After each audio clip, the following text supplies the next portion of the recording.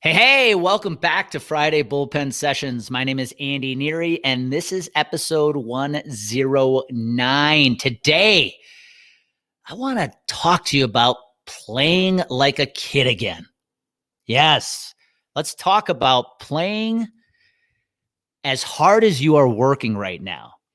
Now, if there's one person who needs to hear this episode more than anybody, it's yours truly. Yeah, that's why I'm talking to you about it today, because I am in the middle of doing this myself. And I'm going to share with you the one tip that my coach, Christina LaCure, I talked about her last week, the one tip she has given me to help me bring play back into my life. And it is such a simple tip, but I want you to make it a part of your weekly or at least monthly practice. And I'm going to talk to you about it right now. So why am I even talking about this episode, about this topic? Well, I don't know about you, but I love what I do. I love working. Working makes me feel good. Working lets me feel like I'm in flow. And that's a good thing. If you're out there listening in and you absolutely love what you do, whether you work for somebody or you own your own business, you consider yourself lucky, because the statistics out there today on the number of Americans who absolutely hate their job is alarming. It's sad to actually watch how many people out there right now are living a life of unhappiness just to get a paycheck. They hate what they do, but you know what? It's paycheck. They've got good health insurance. That's no way to live life. And I did that for a long, long time. It was just a couple of years ago that I realized if I'm going to live out my dream, if I'm going to live out my full potential, I have to go do what I know what I was born to do, and that's coach. But again, when you love what you do, it's easy to do it for 14, 15, 16 hours a day. And all of a sudden, before you know it, 1 year, 2 years, 5 years passes, and it's been all work, no play. And I get it. It may lead to financial success. It may lead to business success, business growth, you name it, all the accolades. But I'm here to tell you, as somebody who has gone through it time and time again, if you don't feel unfulfilled in every other area of your life, on the personal side of your life, is it worth it? It's not. And I've learned the hard way what that means. And as I shared at the beginning of this episode, I'm still still a work in progress in many ways. But one thing I've been very intentional about since 2021 really started was that I am trying as hard as I can to make play a part of my life. A couple episodes ago, you heard me talk about my fly fishing experience. I spent 3 days in Park City, Utah, with a group of men who are out to kick ass. And it was 3 days filled with masterminding, collaborating, strategizing, skiing, fly fishing. Hell, we even went to the Woodward Air Park and spent 90 minutes playing like kids in the foam pits. Yeah.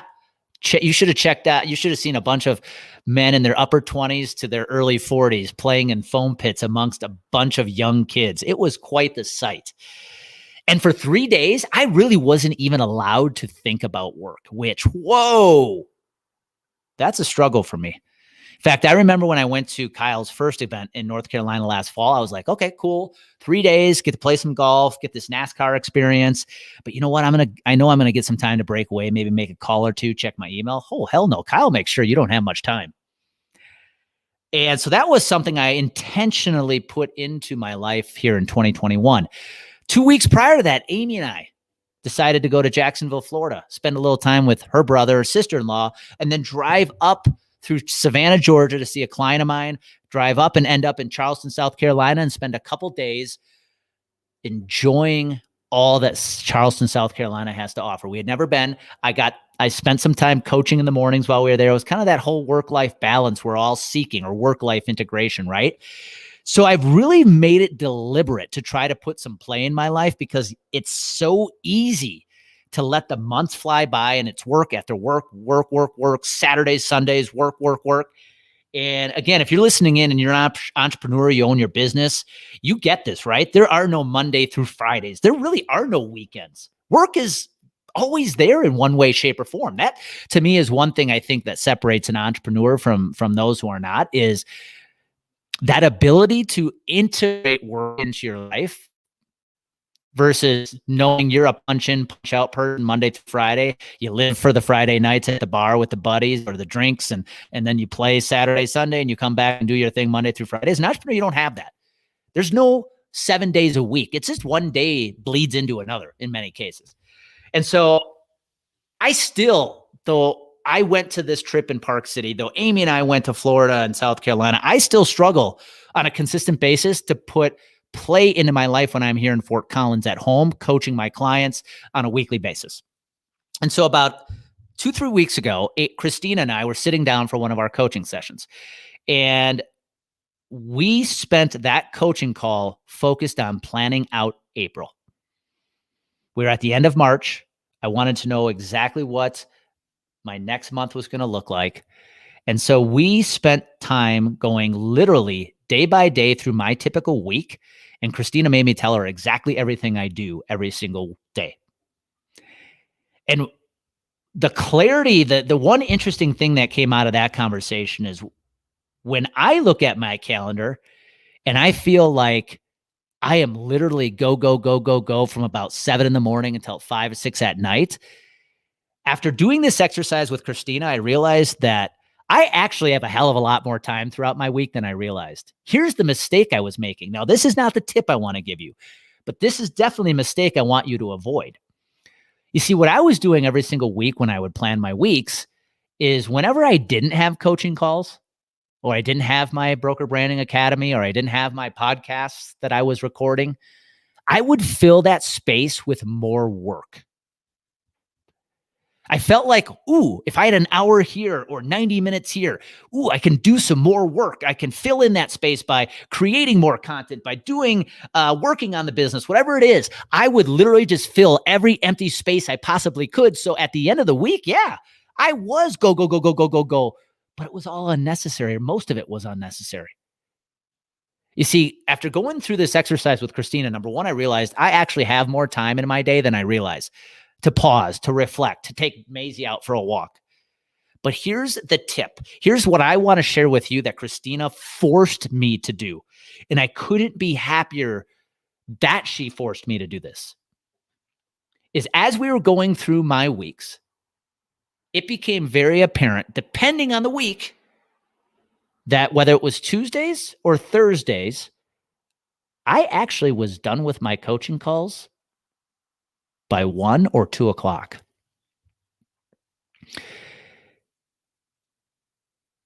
And instead of filling the rest of that afternoon up with more work, Christina said, you know what you're going to do?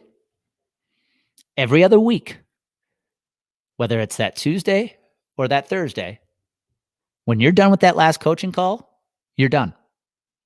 You're actually going to block 2, maybe even 3 hours that afternoon to go do something fun.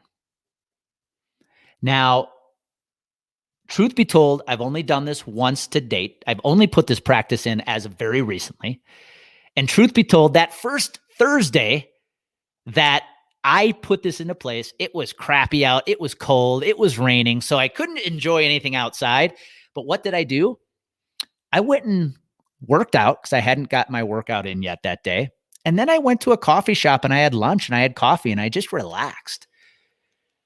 As simple as that sounds, that's something I wasn't doing, because it was always work. Wherever there was space, put more work in. And by the time my day was done, I was burnt out. And so she is now forcing me, which has become a practice I am so excited about, that every other week, I am going to put at least 2 to 3 hours of play into that week. Now, I know you might be sitting there going, Andy, I wish I could do that, but I'm actually an employee. I have to punch in. I have to punch out. You know, I think one thing that has changed over the last 12 months with this virtual working arrangement many of us find ourselves in is we do have more flexibility, right? And it might not be 2 or 3 hours that you can afford to put in your week, but even if it's 30 or 60 minutes, where in your week can you literally time block play into your life? Because it's so easy to get wrapped up in the 9 to 5. It's so easy to get it caught up in the Monday through Friday. And if there's one thing these last 12 months have taught us, I hope, is that the way we work has changed. Work-life integration is more in our face today than it's ever been. And yes, I feel fortunate that I own my own business. So no one's telling me where I have to be, what I have to be doing, and who I have to be doing it with.